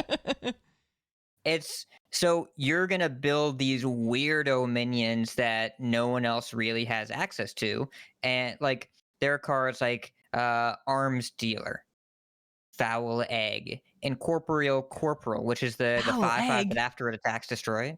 Yeah, there are a lot of different minions that are in here, like Nightmare Amalgam. You can make a Nightmare Amalgam, so you're gonna end up with just some wacky crap, and that's cool. Yeah, I think Putricide's gonna be really fun, and I'm pretty excited to see this iteration. Although, like, so they and correct me if I'm wrong, but they haven't announced any sort of like there's no replacement for quests, right? Like everybody doesn't like get to build an undead minion on turn 5 or something, right? Like there's no straight up quest replacement. It's just the new minion type, and that's it. And well, and obviously the new hero. Yeah, it's the content refresh here is the volume of stuff, the dual tribe minions, the new hero, the various reworks and refactors. A season refresh doesn't have to necessarily be a mechanic. It can just be a lot of stuff. And so this time it's This a lot is of a stuff. lot And of stuff. it's a big patch. Just because it doesn't have a new mechanic doesn't mean that there's not a lot of stuff in here. They added dual tags to a lot of minions. I count well over 50 new things, plus a bunch of things that are leaving, plus a bunch of old things that are coming back. Some hero changes like Gale Wing. It's got new hero powers, and you can't choose the same one twice in a row now. Yeah, That which sort of is really thing. interesting because I mean, honestly, Gale Wing's design was an interesting idea, but didn't actually end up really being all that interesting because there was basically one choice. Like when you were Gale Wing, every 3 turns you just went to Ironforge and you discovered a minion, and that was it. Every 3 turns you discovered a minion of your tavern tier. Yeehaw. And you would just push that middle button over and over and over because Westfall and Eastern Plaguelands, those flight paths were never rewarding enough. So when you compared it to just getting a minion every 3 turns. So now they've made it so that they're a little bit more interesting. So now the Discover, you still can discover in 3 turns, choose a minion of your tavern tier. That's now the Eastern Plagueland. So that's the one that takes the longest. But you can't choose it twice. So your hero power now says choose a new flight path. I don't know why I'm stumbling over that so hard. And then completed to get a bonus. So basically, you're only going to have the option of all 3 the first time. And then the next time, you're just going to have the 2 that you haven't chosen because you have to choose a new one. So I think that's better. But they have to just make sure that the 2 other choices, Westfall and Ironforge, which in one, so the first one is in 1 turn, give your leftmost minion +2/+2. And then the other option is in 2 turns, gain 2 gold. So there is still a little bit of economy built into this hero now that isn't just straight up, discover a minion. But yeah, you can't just discover a minion over and over and over and over. So you can go back and forth between like gold minion, gold minion, gold minion. But yeah, again, you're not going to be able to discover every 3 turns infinitely. So I think this is a good change. It makes I think it makes it a little bit more interesting. Yeah, it's the 3 different options seem like they are relevant to choose at different times, whereas before they weren't. Yes. All right. That is it. I think that is everything. That is all of the changes coming, or almost all the changes we're going to talk about. Again, if you want to hear more in-depth stuff, a lot of these, especially for the hero changes and the stuff that's leaving and everything else, that's all from the Hearthstone BG's podcast with Educated Collins and Shady Bunny. Go and check that out. They are going to go way deeper into all of this stuff, and plus, like I said, they had Gia, and there was somebody else too, Gia and John. John, there you go. Johnny Thank Mac. you. Yeah. Gia and John were guests on the show as well. So really good dev interview. Go and check that out. Hat, did you want to take a couple minutes here and take some emails? Hello. Hello, it's me. Hello. Just quickly, did you get my message? Yep. Oh, Hello, brother.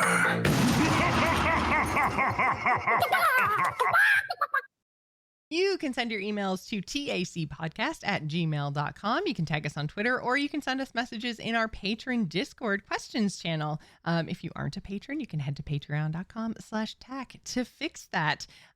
So both Hollow Point 51 and Kilmarnock wrote in and asked if we had any Hearthstone resolutions this year. I don't really. I used to make resolutions all the time, but my resolution was basically hit legend, and then I did it, and then I never made another resolution again. I don't know. What about you, Hat? Do you have any resolutions? I'd like to get my golden DK this year. I don't expect to get to 1,000, but I'd like to get to 500 this year. I'm already in the 50s, like 50, 60-ish. So, if I do 50 a month, should be fine. I don't know if I'll do that much, but that means I'll be playing a lot of DK. And I'd like to do that, and I'd like that to be correct to do. So, hey, Balance Team, make that go. Make that happen. Barson in the chat room is reminding me that there was a wild resolution one year. I'm pretty sure that the wild resolution was actually last year's resolution.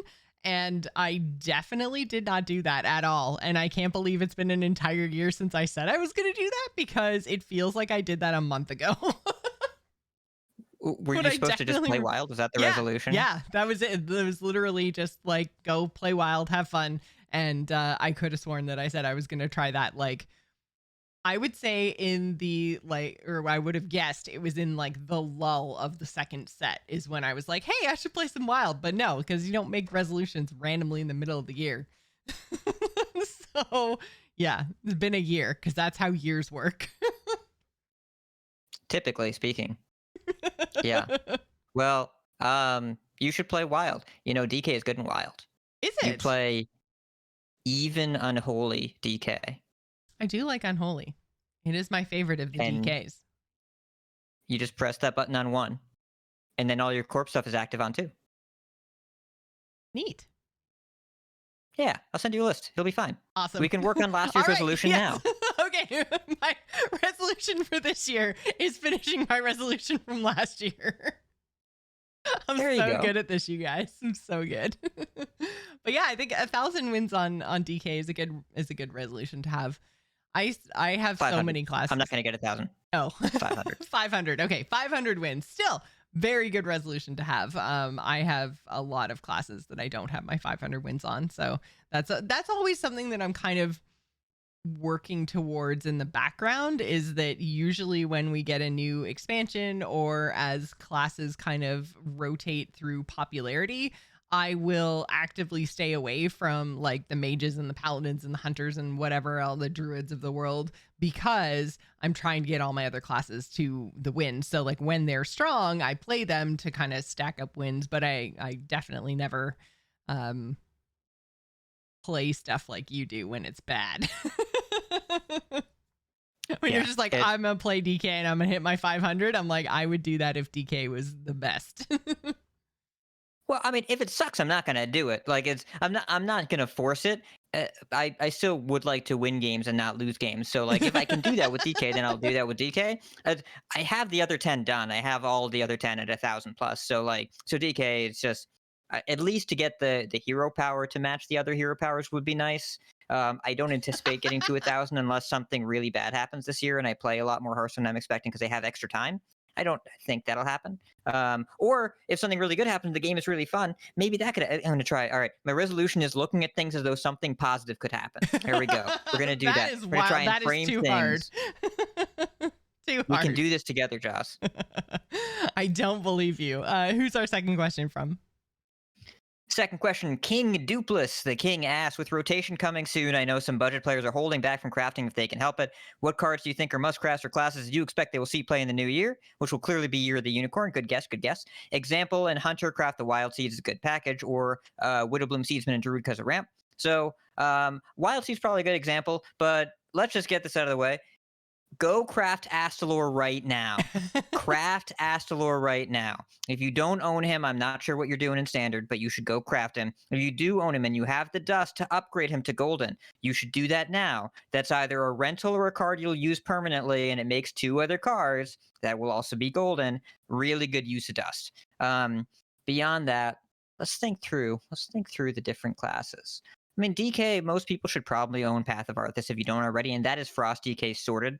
Like, it's already just done. You're going to own that, and that's going to stay viable. Thinking through.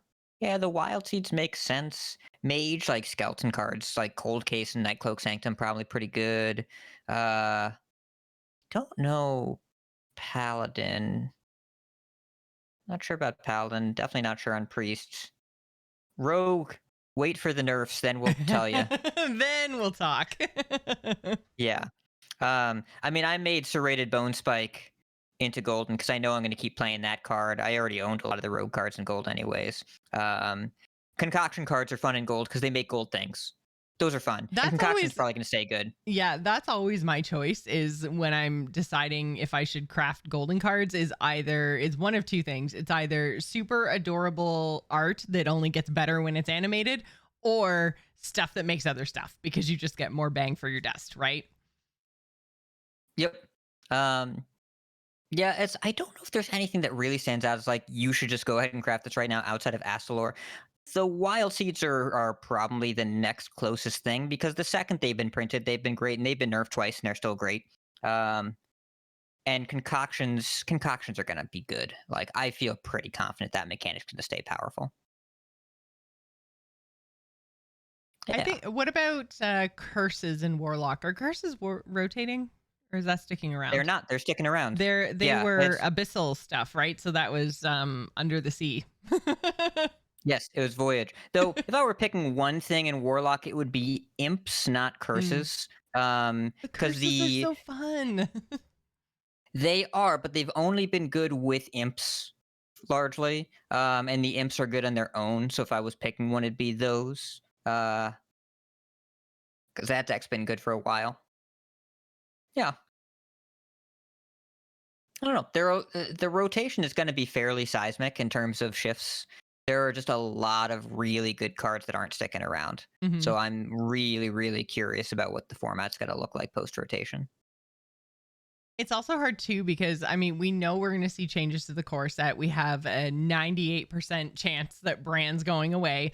So I think that, like, the core set is going to inform a lot of decisions as well. So, like, it just is a really tough time right now to say one way or another. And I understand, like, budget players wanting to hold on to their dust. Like, I don't know if, I guess, like, March of the Lich King didn't feel like, we talked about this with the state of the metagame right now conversation. And so I think this whole conversation around crafting could probably wait until after the patch that we know is coming at the end of the month. But, like, Lich King in general, I feel like they didn't land the Death Knights as powerful as Demon Hunters, which was probably for the best. I didn't want to make anybody want to quit the game again. But I think they undershot a little bit too much, because Death Knights haven't been, like, we were talking about, a lot of the stuff that's seeing play Diamond to Legend is a lot of decks that we've seen for a while now. You know, like, Rogue is super powerful. But it's nothing that was really done because of that expansion necessarily. So, like, you probably already have a lot of the stuff that was good from the previous 2 expansions, and there's nothing really particularly, you absolutely need this card from this expansion right now, other than Astalor. So, you know, like, there's kind of one card that we've already talked about and will probably get nerfed because the play rate is so ridiculous. So, Like there isn't really too much outside of that from this expansion. Like it was a little bit underpowered / lackluster, I would say, for a third expansion. It was kind of underwhelming, like nothing like Rosticon at all. Like that's not the level of uselessness, but you know, it's might be forgettable if it wasn't the DK expansion. Do you know what I mean? Like, am I totally way off with saying that? 6 sets have this problem where you have to make cards in the largest size Standard's going to be any given year that make the format feel different and create new strategies without being also super busted.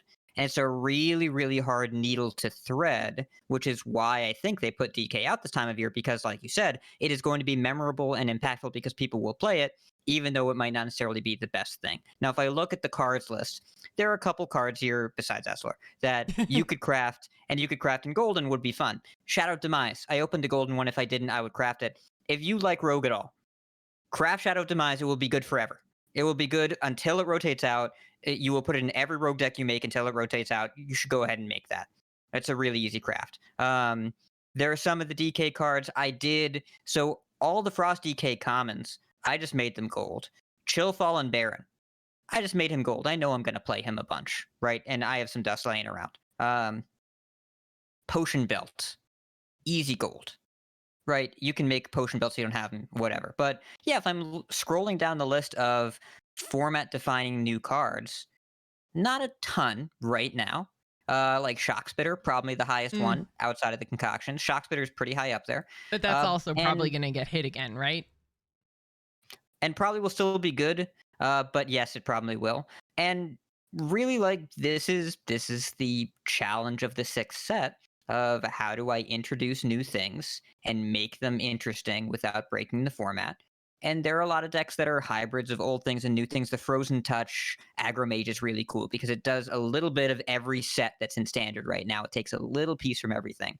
But like you talked about at the beginning of the episode, am I going to make big Spell Mage cards?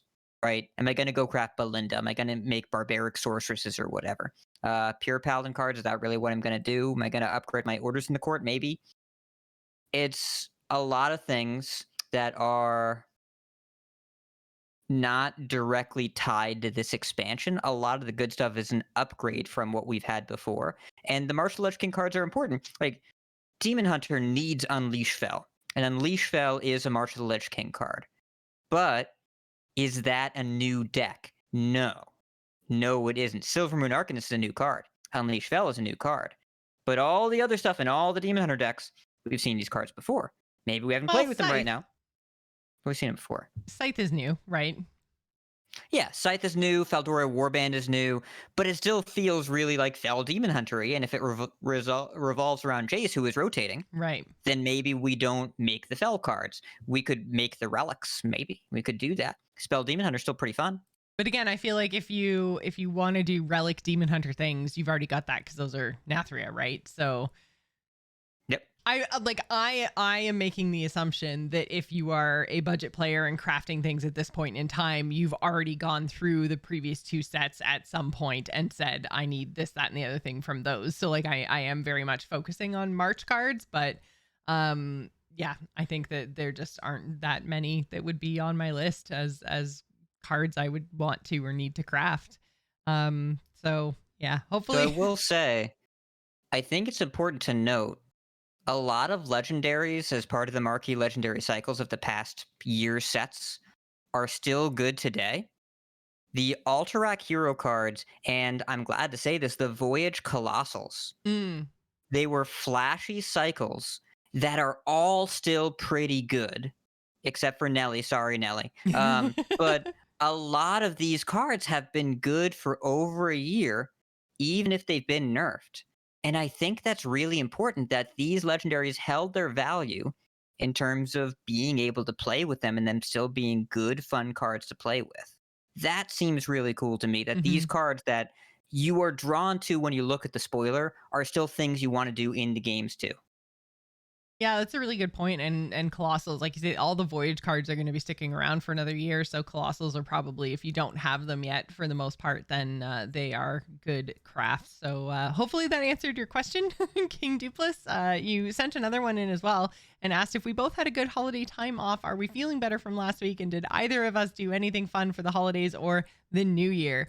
So pretty good time off. Definitely feeling a little bit better from last week, but didn't really do anything fun because I was feeling crappy for a couple weeks. So, and Hat just put frowny face. I'm glad it's over. Yeah, I slept a lot. Yep.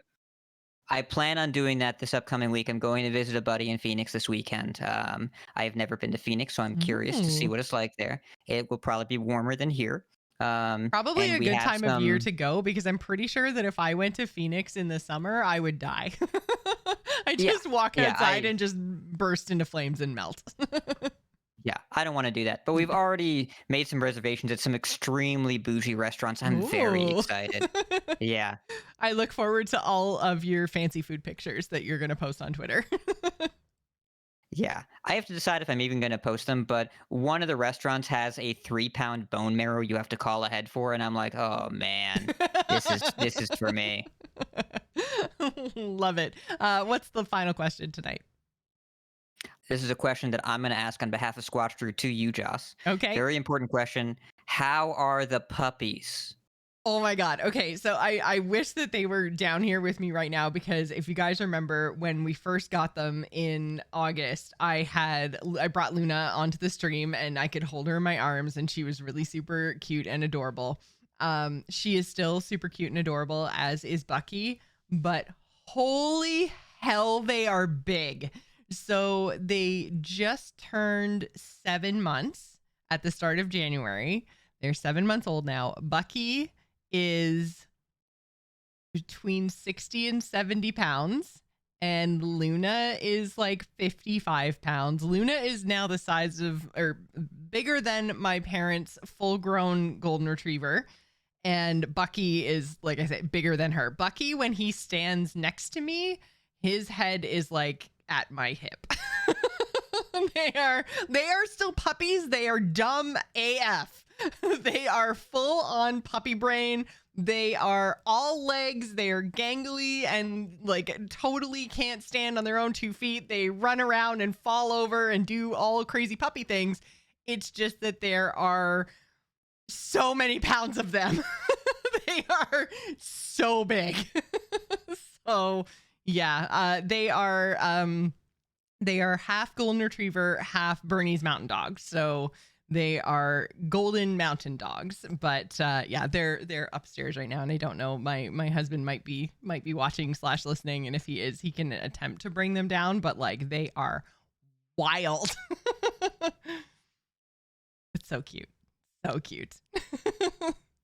Yeah, I am glad that they are still cute and fun, and also, yeah, that's a lot of dog. It's so much dog, but they are like so sweet and so affectionate, and they are all about, like, they get so excited when they see us, and they want to be pet, and they want to just give kisses and snuggle, and they are great. They are such good puppies. So yeah, thank you, Scotch Drew, for asking that very important, very Hearthstone related question.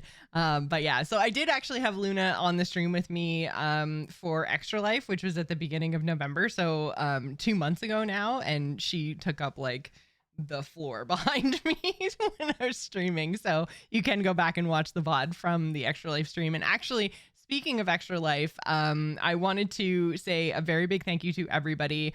As I mentioned, was not feeling well over the holidays, was planning on doing some streaming, ended up having to put a tweet out and kind of explain what's going on with me and why I wasn't able to do any streaming. And I was really bummed out because I didn't hit my Extra Life goal this year, and I was so far behind.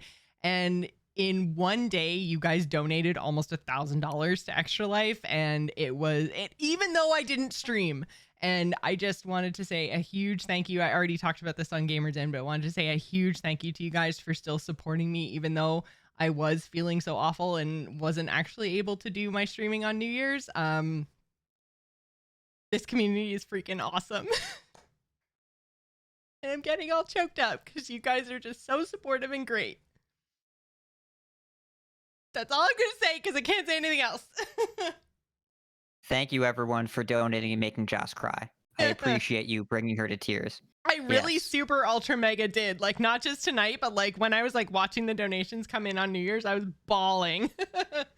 So yeah, you guys have just been really awesome and really supportive over the last few years because I've had a really shitty time, and I appreciate all of the support and understanding. So hearts. Yes.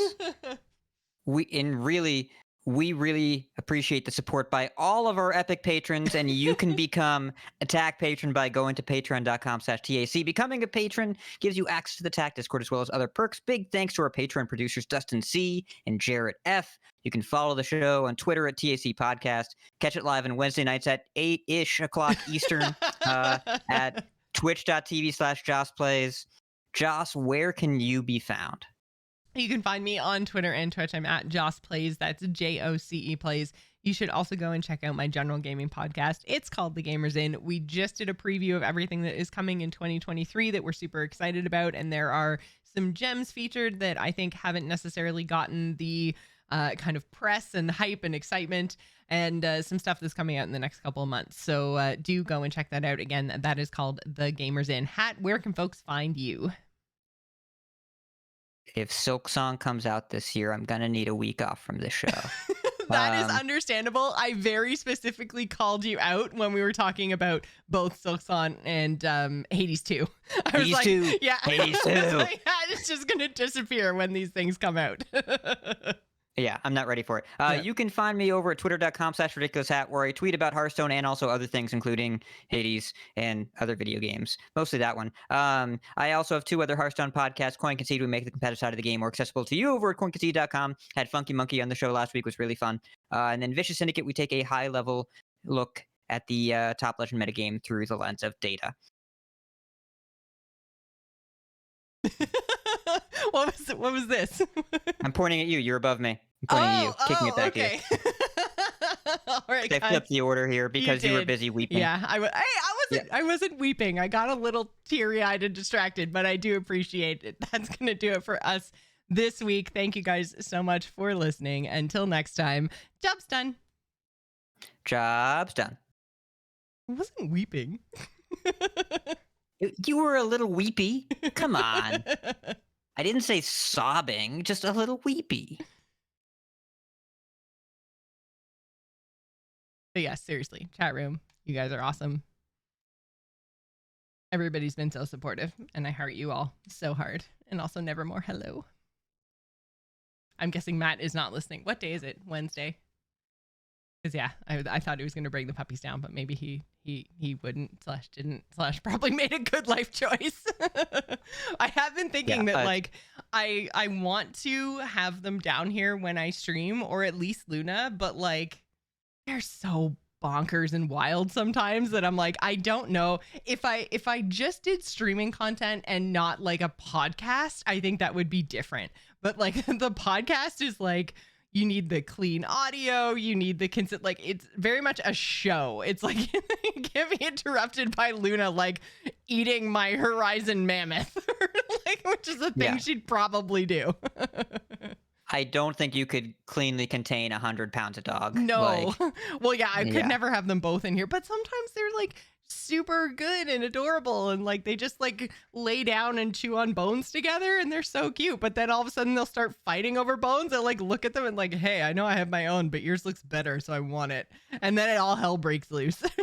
So yeah, you never really know. It's really a coin flip. And so yeah, that's why they aren't down here when I stream. But yeah, hopefully sometime in the next, like, I've heard that after the first year, then they start to be like a little less puppy, a little more calm, but we'll see. We'll see what happens. We'll see what happens. But yeah, so thank you guys so much for hanging out. I'm going to end the stream here. We need to get this edited and posted and stuff. So thank you guys all so much for hanging out, and we will see you next Wednesday. Ooh, bye.